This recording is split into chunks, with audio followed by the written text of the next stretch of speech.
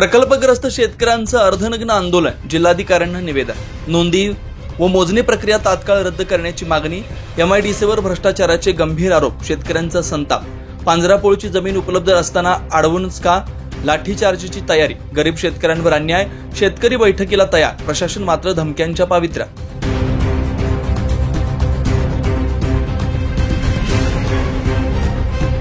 इगतपुरी तालुक्यातील आडवण पारदेवी येथील शेतकऱ्यांनी शासनाच्या धोरणाविरोधात आक्रमक पावित्र्य घेतलाय। भर उन्हात आडवण ते नाशिक जिल्हाधिकारी कार्यालयापर्यंत पायी प्रवास करत प्रकल्पग्रस्त शेतकऱ्यांनी अर्धनग्न अवस्थेत आंदोलन केलं। तालुका इगतपुरी मधील आडवण पारदेवी गावातील शेतकऱ्यांच्या जमिनीवर नियोजित औद्योगिक कंपन्यांच्या वसाहतींची प्रक्रिया सुरू करण्यात आली आहे। याला विरोध करत गावातील सर्व प्रकल्पग्रस्त शेतकरी कुटुंबांनी एकत्र येत नाशिक जिल्हाधिकारी कार्यालयावर अर्धनग्न आंदोलन केलं।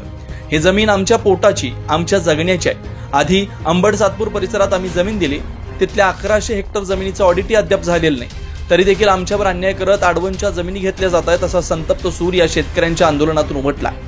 शहरालगत असलेली पांजरापोळ परिसरातील जमीन सोडून निसर्गरम्य आणि शेतीयोग्य आडवण परिसर का निवडला जातोय, असा सवाल करत शेतकऱ्यांनी एमआयडीसीवर दलाली आणि भ्रष्टाचाराचे आरोप करत तीव्र शब्दात निषेध केला।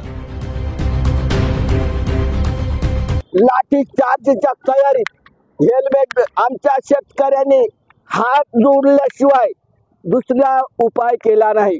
कोणी साधा झाडाचा पाचोला सुद्धा न उचलता पोलिसांनी हेल्मेट घेऊन आणि लाठी चार्जच्या तयारीत का आले?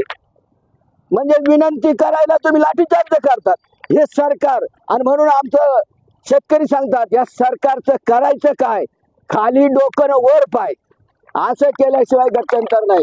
आणि म्हणून शासनाला, प्रशासनाला आमची शेतकऱ्यांची सगळ्यांची कळकळीची विनंती आहे, आमच्यावर अन्याय होता कामा नये, आमच्यावर अन्याय होऊ नये यासाठी आम्ही इथपर्यंत आलो। नमस्कार सर्व नाशिककरांना, सर्व महाराष्ट्राला, सर्व जगाला आणि सर्व शेतकरी बंधूंना आणि सर्व प्रशासनाला माझी विनंती आहे, कळकळीची बेंबीच्या देठापासून विनंती आहे। अहो, छत्रपती शिवाजी महाराज जेव्हा विशालगडाकडे निघाले, छत्रपती शिवाजी महाराज जेव्हा विशालगडाकडे निघाले, तेव्हा आमचे बाजी प्रभू बोलले, महाराज तुम्ही विशालगडावर पोहोचा, लाख मेले तरी चालेल, पण लाखांचा पोशिंदा वाचला पाहिजे। आणि तो लाखांचा पोशिंदा माझा शेतकरी आहे, आणि तो शेतकरी आज जर तुम्ही संपवायला निघाला असाल तर हे आम्ही कदापि सहन करणार नाही। दुसरी गोष्ट, आडवण गावची जमीन, आडवण गावचा निसर्ग, आडवण गावच्या नदी आणि आडवण गावचे पर्वत रांगा, या म्हणजे महाराष्ट्राची एक चेहरापुंजी आहे। आज या ठिकाणी आडवण पारदेवी या गावचे शेतकरी त्यांच्या गावापासून तर नाशिक जिल्हाधिकारी कार्यालयापर्यंत पायी मोर्चा घेऊन, अर्धनग्न पायी मोर्चा घेऊन आलेले। आम्ही अंबड सातपूरचे जमिनी देऊन झालेलो प्रकल्पग्रस्त शेतकरी आहे, आणि या शेतकऱ्यांची ते जमीन घेत आहे। तर आमची जमीन घेऊन तुम्ही काय वाट लावलेली आहे हे आम्ही जिल्हाधिकाऱ्यांना मागच्याच बैठकीत सांगितलं होतं की तुम्ही आडवणची जमीन घेण्या अगोदर अंबड सातपूरच्या 1100 हेक्टरचं ऑडिट करा, तपासणी करा। तपासणी जर केली तर तुम्हाला या आडवणच्या शेतकऱ्यांची जमीन घ्यायची गरज पडणार नाही। परंतु जिल्हाधिकारी साहेबांचं काय मत आहे आम्हाला समजून नाही राहिलं, आणि तिसऱ्या दिवशी त्यांनी 100-200 पोलीस घेऊन जे काय आडवणच्या शेतकऱ्यांवर लाठीचार्जच्या हिशोबाने जी तयारी केली त्याचा आम्ही सर्वप्रथम निषेध करतो। अरे ते गरीब शेतकरी ते चर्चेला तयार आहे, बैठकीला तयार आहे, तरी तुम्ही त्यांच्यावर पोलीस स्टेशनचा धाक दाखवताय। त्यांच्या मागण्या, त्यांच्याशी चर्चा करायची सोडून तुम्ही जर अशा पद्धतीने धाकड-दपाशा करून जर करत असेल तर हे शेतकरी पण त्यांना त्यांची जागा दाखवून देतील। माझी हात जोडून, अरे तुम्ही पांजरापोळ घ्या ना, पांजरापोळ का घेत नाही?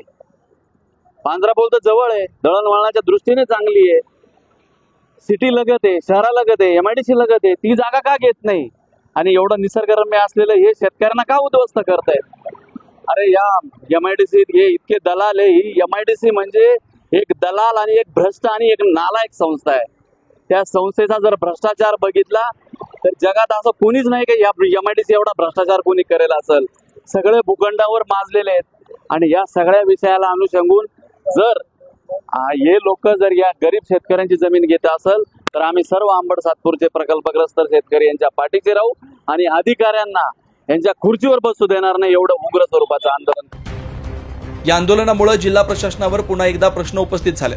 शेतकऱ्यांच्या या मागण्या मान्य होणार का, की पुन्हा संघर्षाचं वळण घेणार, हे पाहणं आता महत्त्वाचं ठरणार आहे. 9 न्यूज महाराष्ट्रासाठी अनिल केदारे, नाशिक.